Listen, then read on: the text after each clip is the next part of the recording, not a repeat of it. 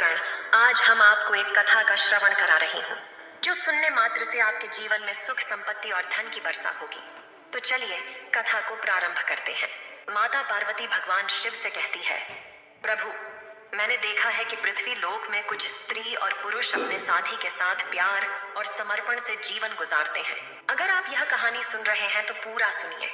इस कथा को आधा अधूरा छोड़कर जाने की गलती मत करिएगा, क्योंकि इस पवित्र कथा को पूरा सुनने से मनचाहा फल की प्राप्ति होगी। इसलिए इस कथा को पूरा सुने। आप शिव भक्त हैं तो भोलेनाथ का अनादर ना करें। कुछ स्त्री और पुरुष एक दूसरे के साथ रहकर अपनी खुशियां बांटते हैं, लेकिन कुछ सालों के बाद आपस में लड़ने लगते हैं। प्रभु, मैं यह जानना चाहती हूँ कि आने वाले जन्म में क्या होगा। फिर वह जोड़ी पति पत्नी के रूप में मिलेंगे कि नहीं, और साथ ही कुछ चर्चा भाग्य के बारे में भी करना चाहती हूँ कि जो कुछ भी भाग्य में नहीं होता, क्या वो किसी इंसान को मिल सकता है। भगवान शिव कहते हैं, पार्वती, मैं तुम्हारे मन की बात समझ गया। अब मैं तुम्हें एक छोटी सी कहानी सुनाऊंगा। इस कहानी को ध्यान से सुनो। इस कहानी को बड़े ही मन से सुनना, क्योंकि इस कहानी को सुनने से तुम्हें दो ज्ञान की बातें प्राप्त होंगी। पति और पत्नी का संबंध कितने जन्मों तक रहता है, और भाग्य में जो नहीं होता वो कभी नहीं मिलता। प्रिय श्रद्धालुगण, ये कहानी बहुत ही शिक्षाप्रद है, इसलिए कृपया ध्यान दें कि कहानी के आखिर तक जुड़े रहें, क्योंकि एक आधा सुना हुआ कहानी से सिर्फ आधा ज्ञान मिलता है जो हमारे जीवन में कभी भी उपयोगी नहीं होता।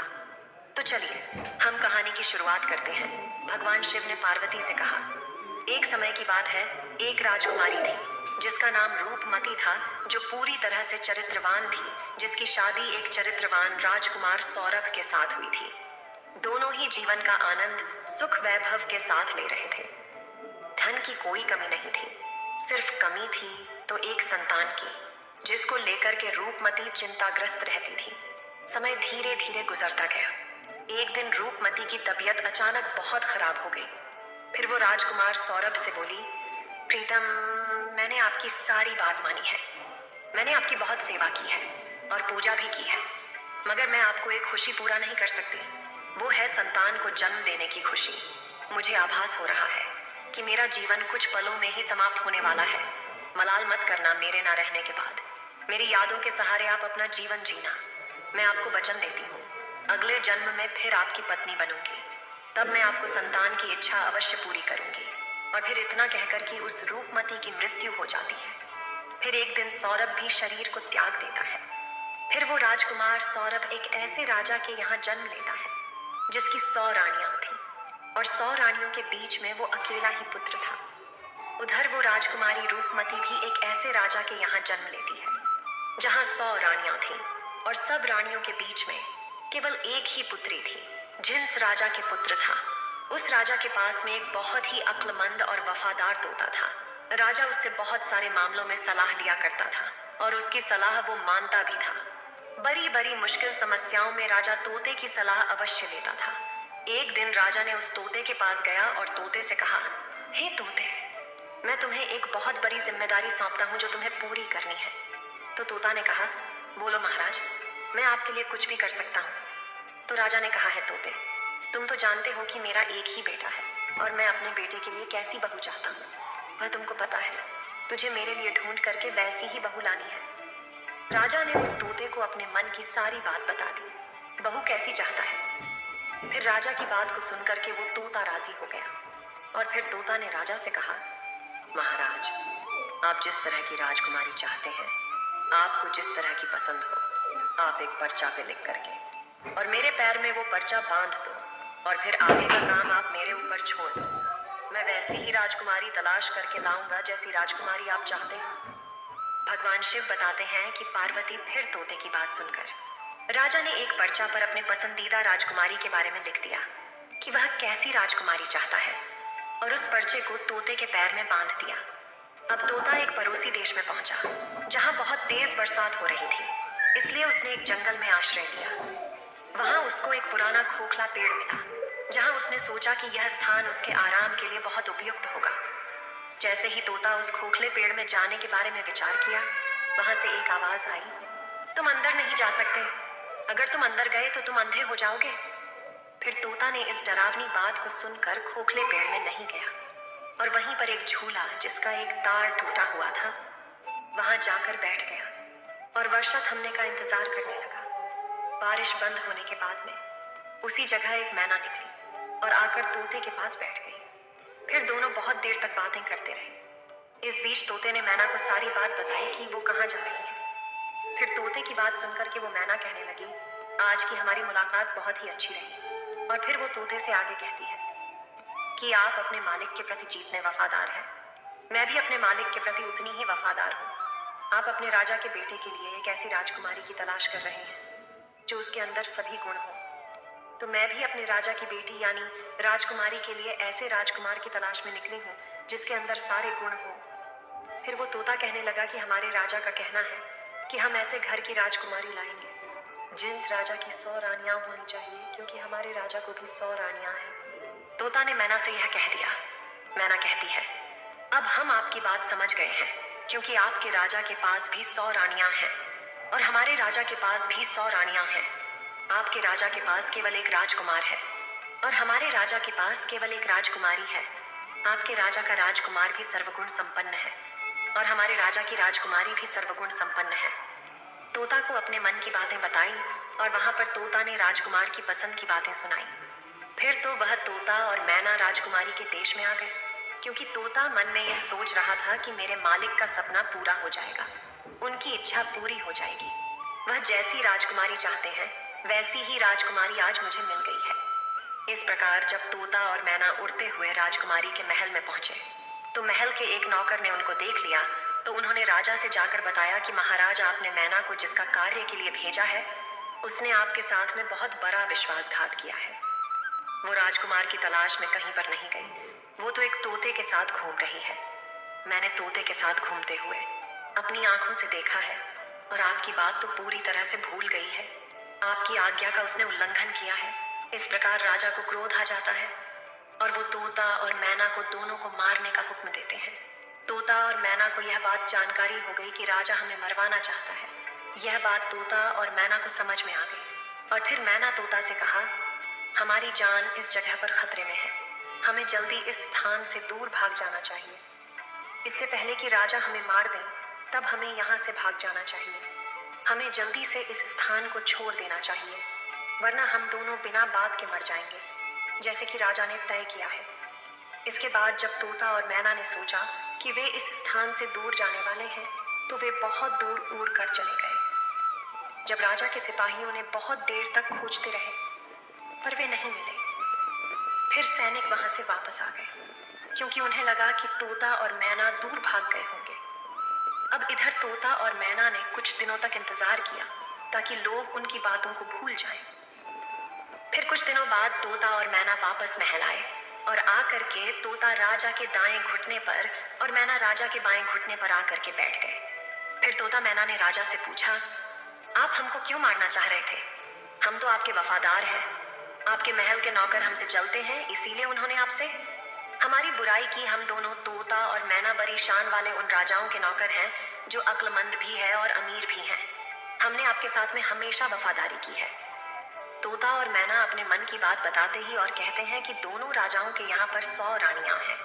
उनमें से एक के केवल एक बेटा है और दूसरे राजा के केवल एक बेटी है।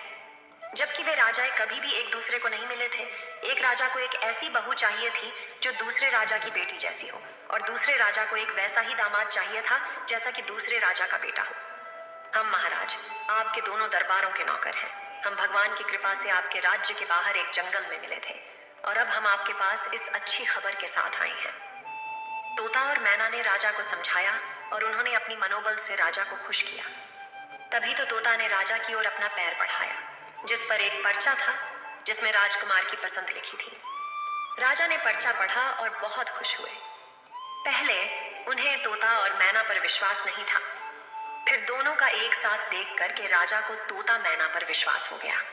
फिर राजा ने तोते के पैर से राजकुमार की सही तस्वीर निकाली और अपनी रानियों के पास में भेज दी और कहा, ये तस्वीर देख करके बताए कि राजकुमारी के लिए ये राजकुमार कैसा है। क्या सभी रानियां राजकुमार को पसंद करती है या नहीं? कुछ दिन बीत गए पर तस्वीर वापस नहीं आई। राजकुमारी को वो तस्वीर बहुत ही पसंद आई। और फिर वो राजकुमारी उस राजकुमार की तस्वीर को अपने हाथ में ही लिए रखती थी। खैर, कुछ दिनों के बाद में रानियों की तरफ से जवाब आया कि राजकुमार सबको पसंद है, अब उसकी शादी जल्दी ही हो जानी चाहिए, क्योंकि राजकुमारी तो राजकुमार को देखे बिना ही फोटो से पसंद कर ली है।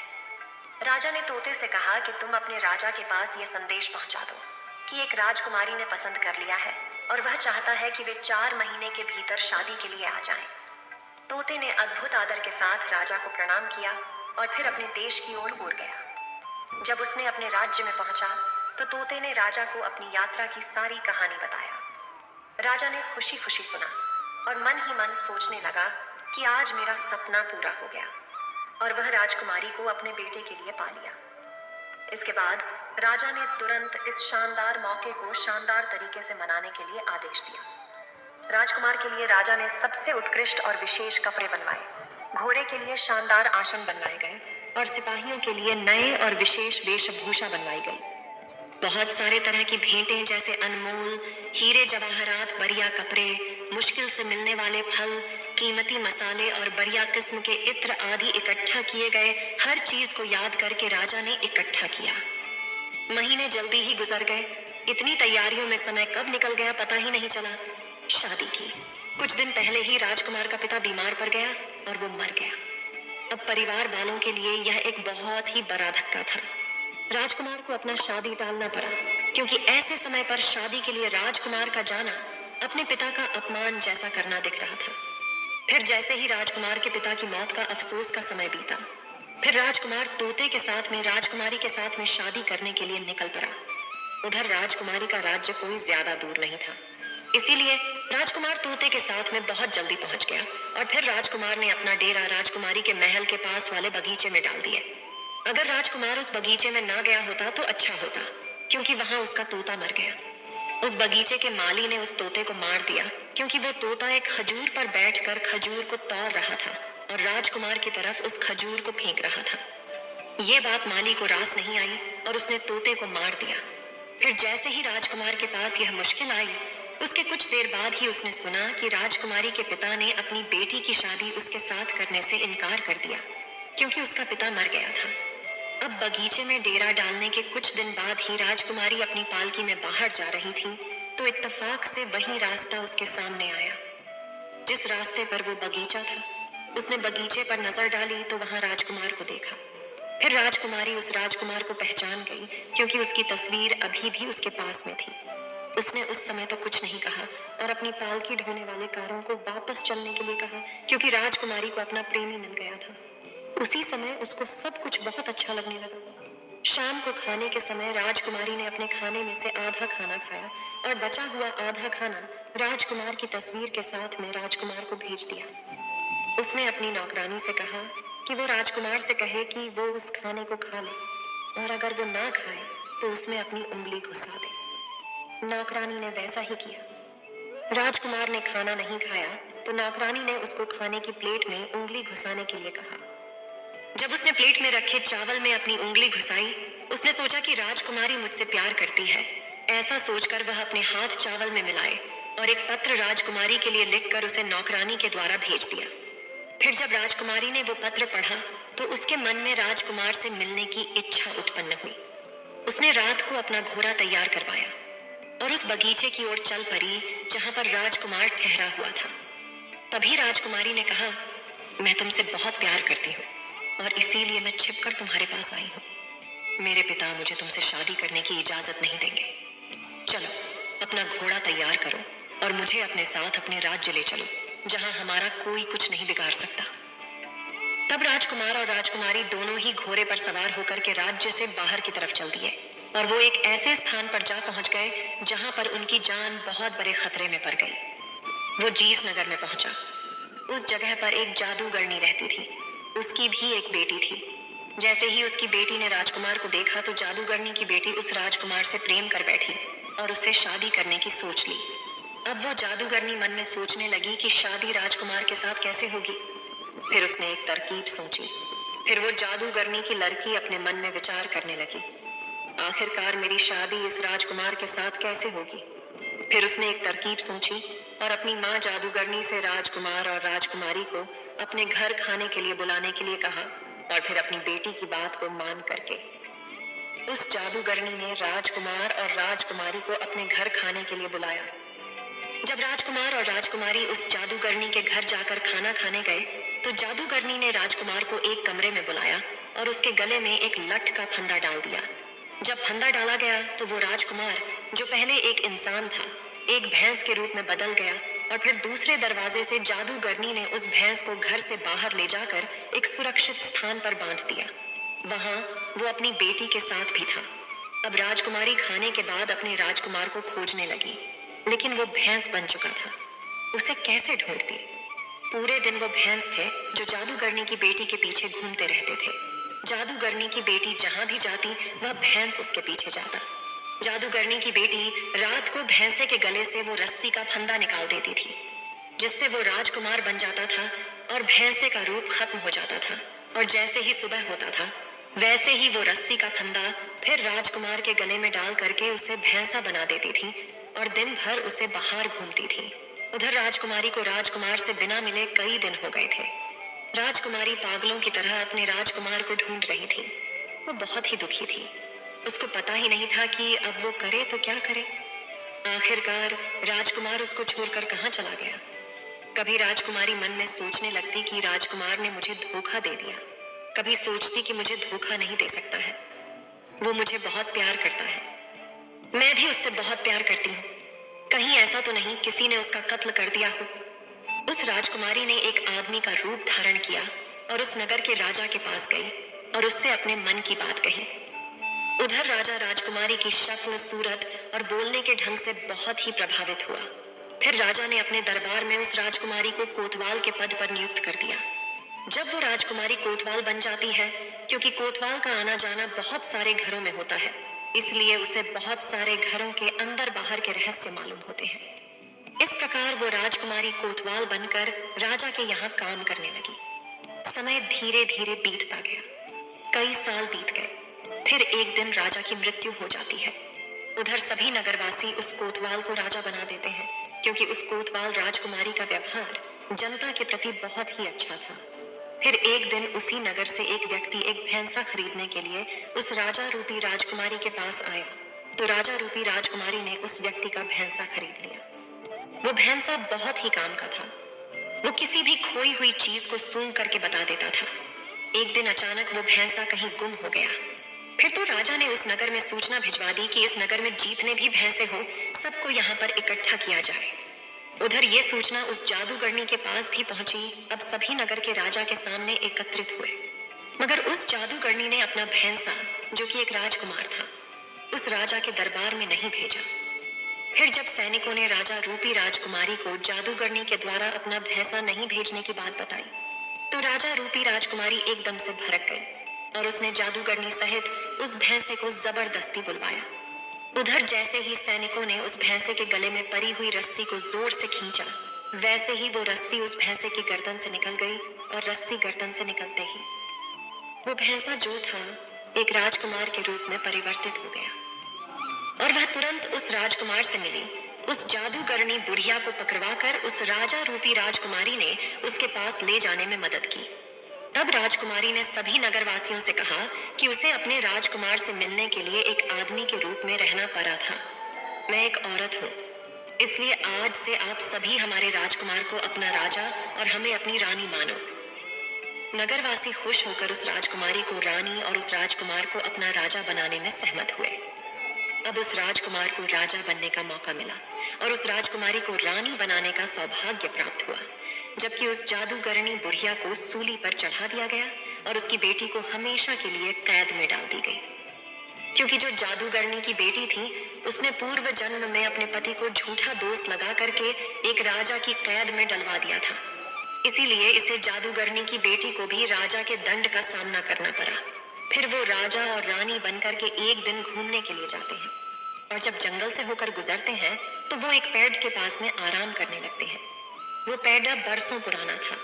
उस पर राजकुमार और राजकुमारी ने अपने पूर्व जन्म में एक प्रेम चिन्ह बनाया था जो पूरी तरह से सुरक्षित था। फिर तो उस राजकुमार और राजकुमारी की नजर जैसे ही उस प्रेम चिन्ह पर पड़ती है तो एकदम से दोनों को अपनी पुराने जीवन की सारी गाथा याद आ जाती है। पुराने जीवन की पुराने जन्म की सारी बातें याद आ जाती हैं और उनके जीवन में एक खुशी की लहर दौड़ जाती है। फिर वो राजकुमारी बोलती है, मुझे सब समझ में आ गया। मैं आपसे बहुत प्यार करती थी, आप भी मुझसे बहुत प्यार करते थे। मैंने आपकी बहुत सेवा की थी। केवल मेरे मन में एक ख्वाब था कि मैं आपकी खुशी के लिए एक संतान को जन्म नहीं दे सकी, लेकिन इस जन्म में फिर हम दोनों मिले हैं और पति पत्नी के रूप में मिले हैं, क्योंकि ये हमारा सच्चा प्यार था। इसलिए हम दोनों एक होकर मिले और मुझे पूरा यकीन है कि इस जन्म में भगवान हमारी मनोकामना सुनेंगे और आपको संतान का सुख अवश्य मिलेगा। भगवान शिव कहते हैं, पार्वती, समय चलते चलते सब पिछले जन्म के कर्मों का फल अवश्य मिलता है। और फिर वो राजकुमारी गर्भ धारण करती है और समय आने पर एक सुंदर संतान को जन्म देती है। इस प्रकार एक पत्नी अगले जन्म में आकर अपने पति को भी पाती है और पति की खुशी के लिए एक पुत्र रत्न को भी जन्म देती है। भगवान शिव कहते हैं, पार्वती, इस कहानी से पहली ज्ञान की बात ये प्राप्त हुई कि यदि स्त्री पुरुष आपस में सच्चा प्रेम करते हैं और आपस में तनक भी विरोधाभास नहीं होता, ऐसे पति पत्नी का रिश्ता जन्म जन्मांतर का होता है। वहीं अगर स्त्री पुरुष को धोखा देती है तो उसे भी धोखा मिलता है, और यदि पुरुष स्त्री को धोखा देता है तो पुरुष को भी धोखा मिलता है। इसलिए पति पत्नी का रिश्ता अटूट विश्वास का होता है। इसलिए एक दूसरे के साथ विश्वास बनाए रखना चाहिए, और जो स्त्री पुरुष विश्वास की डोर मजबूत रखते हैं वो हर जन्म में पति पत्नी के रूप में मिलते हैं। ऐसे जैसे एक समय पर एक राजकुमारी को अपने अगले जन्म में वही राजकुमार पति के रूप में प्राप्त हुआ और उसकी आवश्यकता थी जो संतान की प्राप्ति की गई थी। फिर उसे अगले जन्म में संतान का सुख भी प्राप्त हुआ। भगवान शिव कहते हैं कि पार्वती, इस कहानी से एक दूसरे जीवन का ज्ञान प्राप्त की। जो कुछ भी किसी के भाग्य में नहीं होता वह कभी नहीं हो सकता है, क्योंकि जादूगरनी की बेटी का चरित्र सही नहीं था। वह अपनी जादुई शक्ति का सहारा लेकर राजकुमार को प्राप्त करना चाहती थी, जो कि राजकुमार उसके भाग्य में नहीं था। इसलिए वह उस राजकुमार को प्राप्त नहीं कर सकी, क्योंकि जो भाग्य में नहीं होता वह कभी नहीं हो सकता। राजकुमार केवल उस राजकुमारी के भाग्य में था, इसलिए इतनी सारी कठिनाइयों के बावजूद भी उस राजकुमारी को उसके पूर्व जन्म के पति राजकुमार के रूप में प्राप्त हुआ। अब भगवान शिव कहते हैं कि पति पत्नी का रिश्ता जन्म जन्मांतर का होता है। इसलिए इस रिश्ते में हमें हमेशा पत्नी के प्रति विश्वास बनाए रखना चाहिए और पूरी तरह से एक दूसरे के आदर्श का पालन करना चाहिए।